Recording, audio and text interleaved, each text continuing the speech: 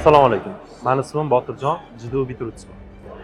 Yaponiyaning Karu kompaniyasiga IT injener sifatida ishga ketyapman. Yaponiyada avvalambor o'zimni sohamni yaxshilab o'rganib, zo'r mutaxassis bo'lib, kelajakda project management bo'yicha faoliyat olib bormoqchiman. Jidu qo'ldan kelgan hamma yordamini berdi.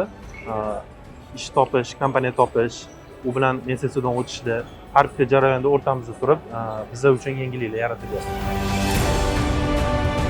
Yaponiyada IT sohasida ishlamoqchi bo'lgan yoshlarga tavsiyam eng oson yo'li Jidu bilan borish, chunki Jiduda hamma narsa tayyor. Yaponiyaga ishga joylashish uchun mo'ljallangan universitet. Jidu bilan harakat qilsanglar osonroq bo'ladi deb o'ylayman. O'zingizlar ham agar o'rganmoqchi bo'lsanglar, yapon tili, IT bilimlari, lekin Yaponiya kompaniyasida ishlash uchun baribir bakalavr diplom kerak bo'lgani uchun universitetda ham o'qishinglar kerak. Shu darajaga yetganimga avvalambor ota-onamga va Jidu jamoasiga qo'llab-quvvatlagan hammaga rahmat.